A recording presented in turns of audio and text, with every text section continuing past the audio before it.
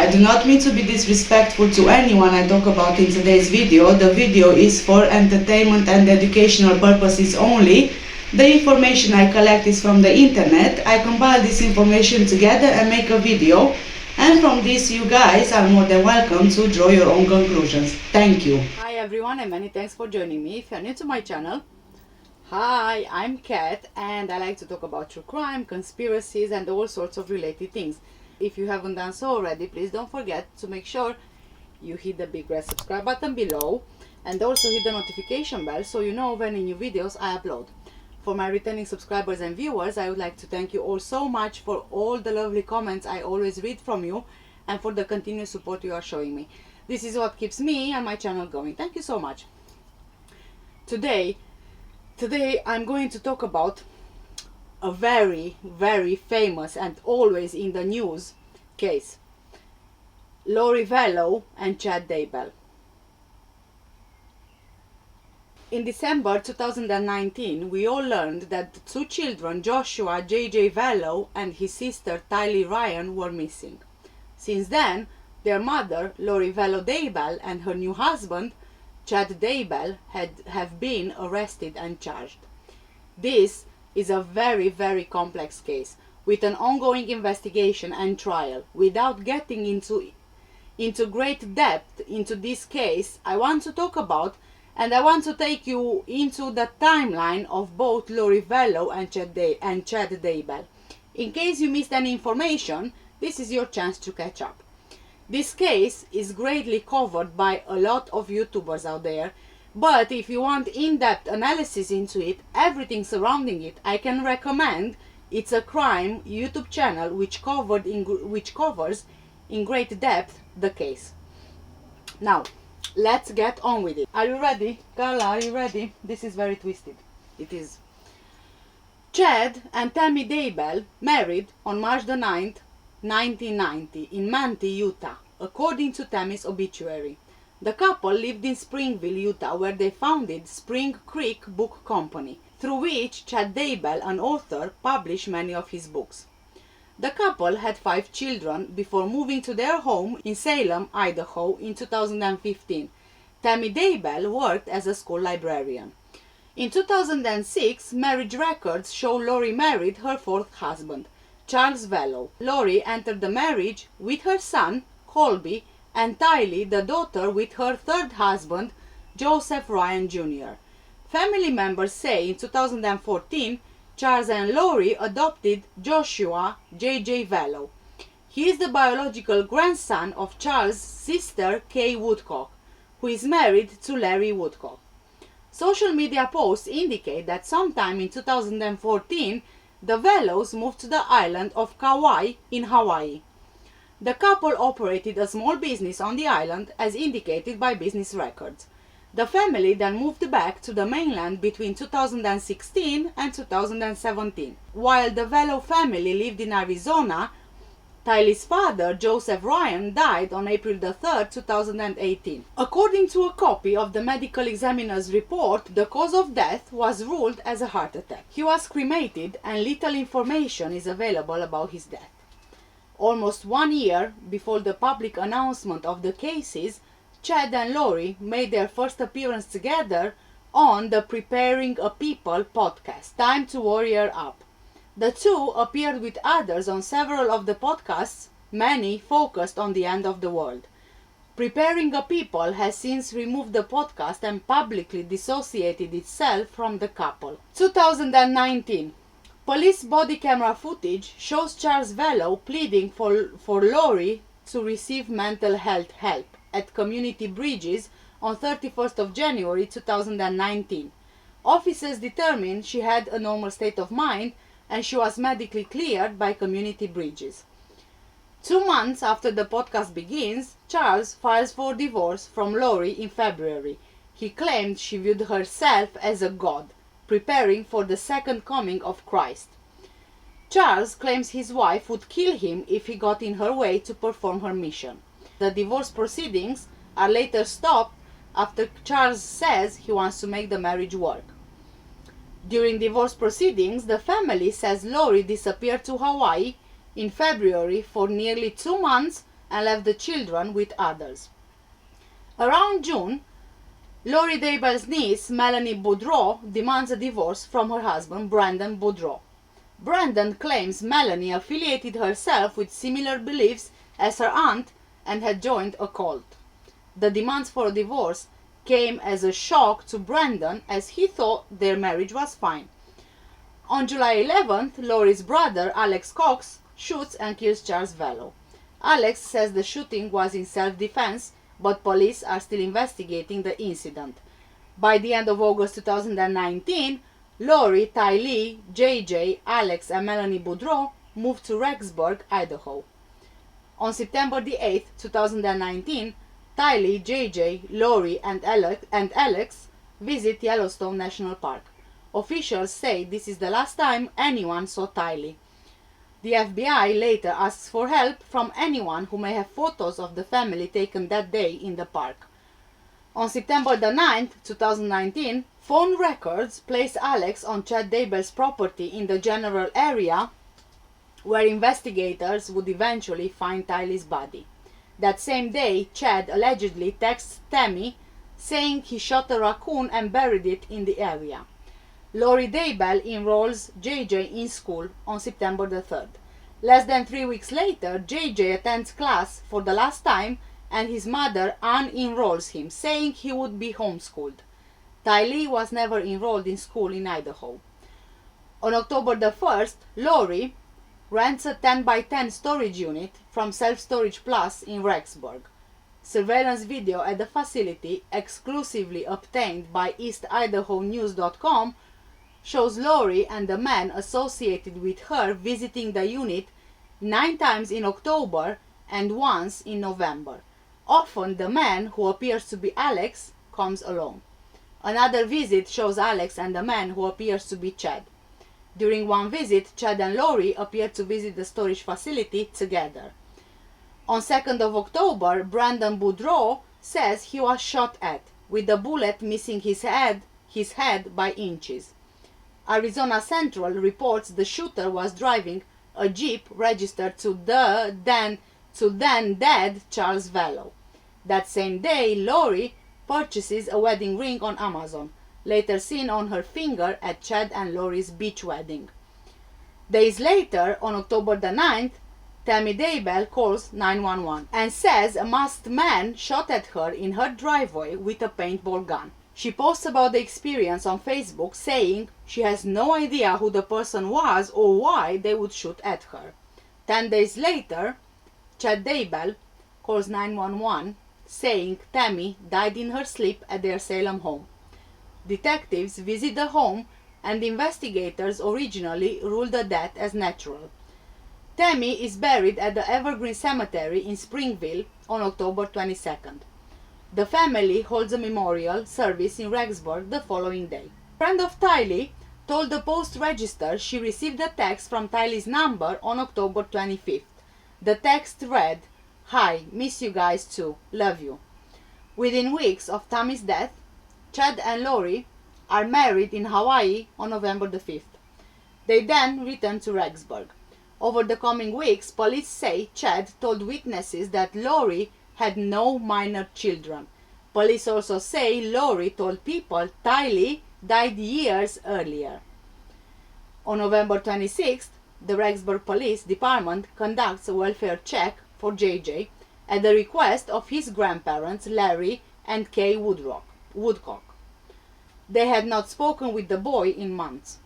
Police do not see JJ at the town home at 565 Pioneer Road, and Laurie tells police JJ was with her friend Melanie Gibb in Arizona. Police determine within days that JJ was not with Melanie.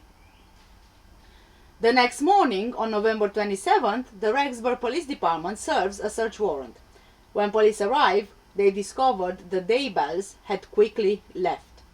Court documents indicate that on 1st of December, Chad and Laurie catch an American Airlines flight to Laihu, Hawaii, on the island of Kauai. The children are not with their parents. On 6th of December, Melanie Gibbs contacts the Rexburg Police Department to say that Chad and Laurie called her on November 26th and asked her to lie about the location of JJ. As deputies investigate, the Fremont County Sheriff's Office determines Tammy Daybell's death is suspicious. Tammy's body is exhumed on December 11th and they perform an autopsy in Utah. The results of the autopsy are not released. On 12th of December, Alex Cox dies under mysterious circumstances in Gilbert, Arizona. His autopsy later reveals he died of a blood clot. On 20th of December, the Rexburg Police Department announces JJ and Tylee are missing. Police say their disappearance is possibly linked to the suspicious death of Tammy Daybell. The following day, police called Chad and Lori persons of interest. On 23rd of December, the attorney representing the Daybells, Sean Bartholic, releases a statement calling the parents loving and devoted. He says the allegations will be addressed once they move beyond rumor and speculation. On 30th of December, the Rexburg Police Department issues a news release saying they have information indicating Lori knows either the location of the children or what has happened to them. They call the parents' lack of cooperation astonishing as the couple refused to cooperate. 2020. Local investigators and the FBI serve a search warrant on the Daybell home in Salem on January the 3rd, 2020. Fremont County Sheriff Len Humphreys says investigators recovered 43 items including computers, cell phones, journals, documents and medications. These are sent to an FBI lab for further analysis.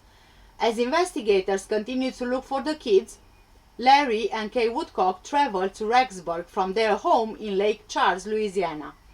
They announce a $20,000 reward for information leading to the recovery of the kids.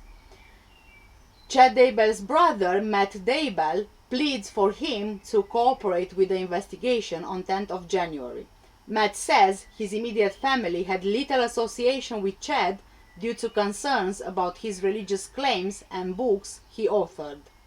Body camera footage is released detailing the moments after Alex Cox is believed to have shot and killed Charles Vallow. In police reports, portions of Alex's and Lori's story contradict one another. On 25th of January, the Kauai Police Department serves Lori with a notice stating she must produce JJ and Tylee to the Idaho Department of Health and Welfare or the Rexburg Police Department within 5 days. EastIdahoNews.com reporters Nate Eaton and Eric Grosser fly to Kauai and on 26th of January confront Chad and Lori after police stop them at the Kauai Beach Resort. Law enforcement seizes the couple's rental car and search their rental townhome in Princeville, Hawaii. The parents refuse to say where the children are. On January 29, 2020, Kay and Larry Woodcock filed for guardianship of JJ in the Madison County Magistrates Court. This comes as the Idaho Department of Health and Welfare conducts its own investigation into the children's safety. On 30th of January, Lori misses the 5 p.m. deadline to produce JJ and Tylee. Kay Woodcock holds a news conference expressing her disappointment. On 3rd of February, EastIdahoNews.com visits the storage unit where Lori abandoned several of the kids' items. Bikes, a scooter, winter clothing, a photo album with pictures of JJ and Tylee, sports equipment, a backpack with JJ's initials and a jersey with Colby Ryan's name on are left in the unit. There are also blankets showing photos of the children, one focused on JJ with the other showing photos of Tylee. On 12th of February, Kay Woodcock tells EastIdahoNews.com that in February 2019, Charles removed Lori from a $1 million life insurance policy. He was named the sole beneficiary. On 20th of February, police in Kauai arrest Lori on a $5 million warrant out of Madison County. She is charged with 2 felony counts of desertion and non-support of dependent children.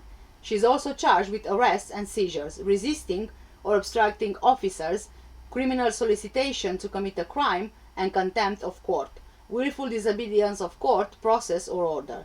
On 26th of February, Lori waives her extradition to Idaho after 6 days behind bars in Hawaii. The waiver comes after multiple attempts to reduce bail fail. Idaho authorities extradite Lori from Hawaii to Rexburg on 5th of March. They land in an airplane at the Rexburg airport and Nate Eaton attempts to speak with her before the deputies drive Lori to the Madison County Jail. She refuses to speak. Lori makes her initial court appearance in Rexburg on 6th of March. Hundreds wait in line, hoping to catch a glimpse of the hearing where Magistrate Judge Farron Eddins reduces her bail to $1 million. She remains in jail, unable to post bond. On 24th of March, Lori's attorney, Mark Means, files a motion to reduce Vallow's bail again. Means noted that new facts have come to light since a previous bond hearing, but does not elaborate. On the 9th of April, EastIdahoNews.com obtains a letter from the Idaho Attorney General stating Chad and Lori are under investigation for conspiracy, attempted murder and or murder by the Idaho Attorney General's office. On 1st of May, Lori walks into a Madison County courtroom to ask for a reduction in bail again. Means argues the jail recorded a conversation between the two, thus violating her constitutional rights. Judge Michelle Mallard denies the request, keeping bail at $1 million. The Maricopa County Medical Examiner releases the autopsy of Alex Cox on May the 8th. They say Alex died of natural causes, specifically blood clots in the lungs. Melanie Gibb, a close friend of Lori and Chad, breaks her silence on EastIdahoNews.com and reveals explosive new details about their relationship and religious beliefs. Around 7 a.m. on June the 9th, 2020, the Rexburg Police Department, FBI, and Fremont County Sheriff's Office serve a search warrant at Chad's home. Within hours, investigators uncover unidentified human remains and bring in a backhoe to dig deeper in the yard. Days later, officials confirm the remains are those of JJ and Tylee.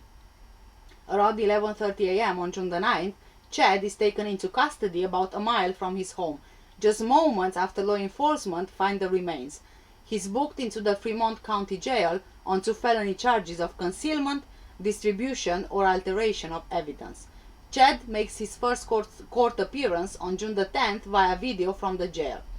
Magistrate Judge Farron Eddins sets bail at $1 million. Memorials are set up in Rexburg along the fence of the property where the children had been found. Several candlelight vigils are held in their honor. On 29th of June, prosecutors filed charges against Lori, including 2 felony counts of conspiracy to commit destruction, alteration, or concealment of evidence. On 2nd of July, prosecutors dismissed 2 felony counts of desertion and non-support of children against Lori. On 15th of July, she pleads not guilty to misdemeanor, resisting or obstructing officers, criminal solicitation to commit a crime, and contempt of court.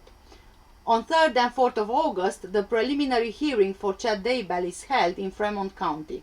Friends, investigators, and witnesses testify, and Magistrate Judge Farron Eddins rules the prosecution has enough probable cause to advance the case to the district court. Lori waives her preliminary hearing scheduled on August the 10th and 11th in Fremont County. The case automatically moves to district court. Chad appears for his district court arraignment on August 21st before District Judge Stephen Boyce. He pleads not guilty to the felony charges.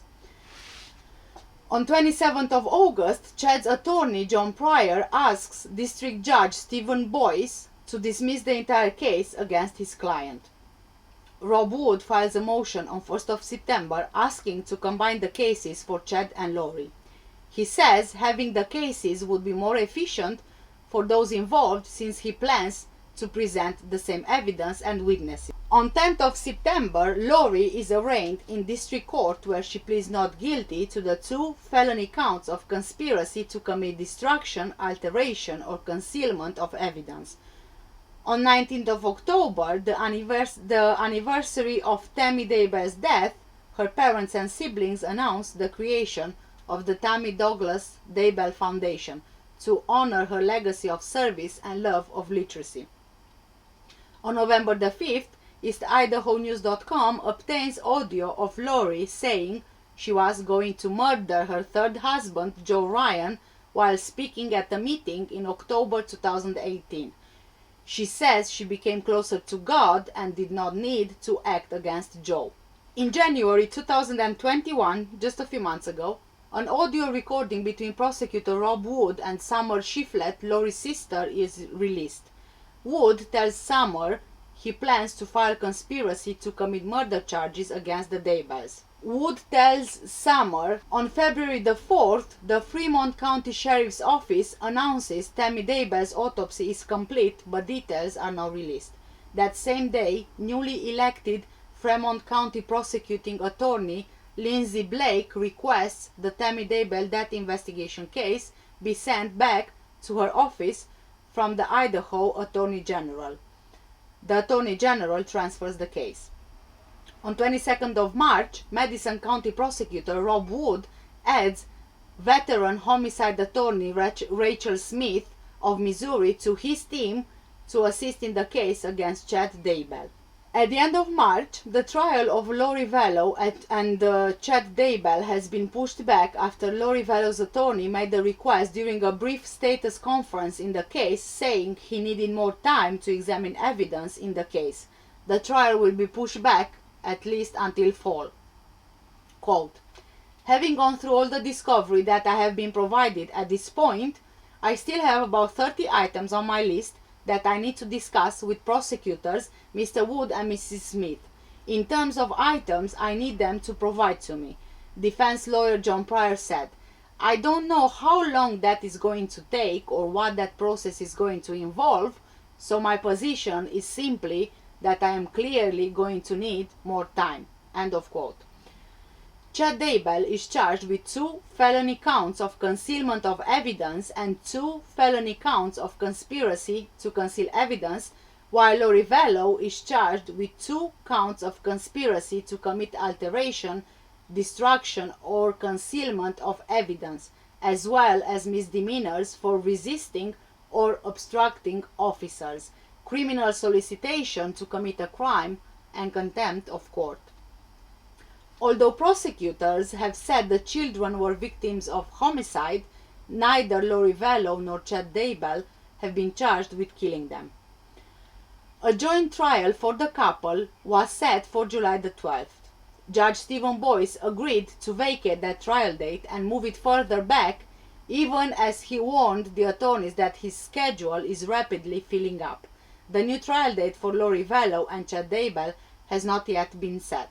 The defense attorneys, prosecutors, and Judge Boyce agreed to consult their calendars and come up with a date that fits everyone's schedule. The next hearing in the case is set for June the 9th. Court documents released in June 2020 detail the horrific manner in which J.J. Vallow and Tylee Ryan were found.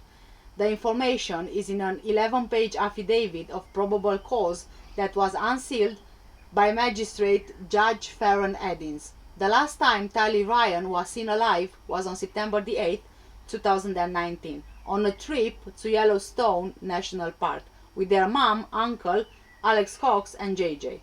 It's not clear how Tylee died, but police learned about a possible motive for the death from Lori's friend Melanie Gibb.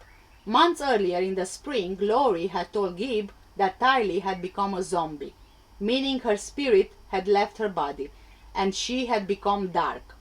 Gibb was on the phone with Lori and heard Lori call Tylee a zombie, to which Tylee responded, "Not me, Mom," the affidavit states. This arose out of Lori requiring Tylee to babysit JJ, and Tylee did not want to. Lori Vallow also told Gibb that Tylee had turned into a zombie when she was 12 or 13, which was approximately the same time Tylee had become difficult to deal with. On 9th of June 2020, investigators dug at the location of Chad Daybell's property while executing their search warrant and made a grisly discovery. Ground in this area was probed with a steel pole, and several areas of disturbed ground were located. During a search of this ground, a buried cat and dog remains were found. A backhoe was used to dig further layers of dirt. While doing this, bricks were located approximately a foot below the ground. The affidavit reads, "The dirt in this area was searched and several other items of interest were found, including other bones, charred tissue, and charred bones." Cheryl Anderson, a Boise State University anthropologist on site, indicated these additional bones, both charred and uncharred, and tissues found were human remains. The FBI analyzed Alex Cox's cell phone movements on the morning of September 23, 2019. He was at the Daybell property from 9:55 a.m. until 10:12 a.m., a total of 17 minutes, near the pond. Members of the FBI removed the top layer of sod. Underneath the layer of sod were several large flat rocks. The rocks were removed and 2 pieces of flat paneling were found. The paneling was removed and investigators exposed a round object covered in black plastic. Upon exposing the round object covered in black plastic, a strong odor was noticed. An FBI member used a small sharp instrument and made a small incision in the plastic, and the layer of white plastic was observed. An incision was made into the white layer of plastic, exposing what appeared to be human remains. The crown of a head covered in light brown hair. JJ's body was wrapped in tight black plastic and secured with grey duct tape. It is not clear how JJ died either. Lori withdrew JJ from Kennedy Elementary in Rexburg on September 24, 2019, and told administrators she was going to homeschool her son. He had not attended class for at least 2 days. Police say they never found any sign of homeschooling during their investigation. When Melanie Gibb arrived at Lori's house in September, around the same time, Lori told her JJ had become a zombie. Gibb, that JJ had become a zombie, and Lori pointed out behavior such as sitting still and watching TV, claiming JJ said he loved Satan, and an increased vocabulary as evidence that JJ was now a zombie, Gibb observed. Gibb observed JJ's behavior and felt it to be the same as she had always observed it. Melanie Gibb told detectives that Lori told her Chad had preached that once a person becomes a zombie, death of the physical body is seen as the mechanism by which the body's original spirit can be released. Lori told Melanie Gibb that it was her and Chad's mission to rid the world of zombies. The last time Melanie Gibb saw JJ was the night of 22nd of September. As law enforcement executed their search warrant, Chad was continuously watching where officers were searching. He was observed watching officers while sitting in his vehicle in his front driveway and while sitting in his vehicle across the street at his daughter's residence. When JJ's remains were discovered, police wrote Chad left his daughter's house in an SUV. He was arrested about a mile from his home. This is a very twisted and complex case. I can't possibly cover everything in one video, but if you guys want me to make other videos related to this case, please let me know down in the comments below if there is anything in particular that you'd like me to cover. For now, like I mentioned at the beginning of my video, It's a Crime YouTube channel has very detailed and in-depth videos regarding Chad Daybell and Lori Vallow's case. You can check the channel out. I will leave the link in the description below.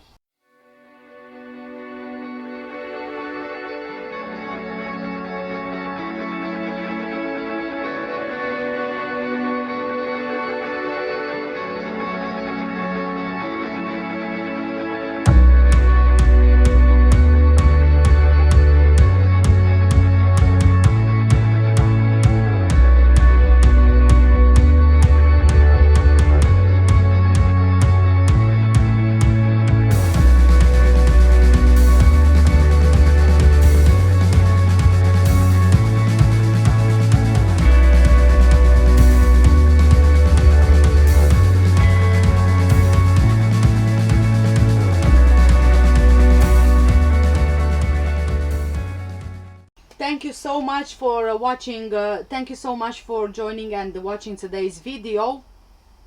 If you haven't done so already, please make sure you hit the big red subscribe button below and also hit the notification bell so you know of any new videos I upload. Thank you so much again. Stay safe and take care. Bye bye.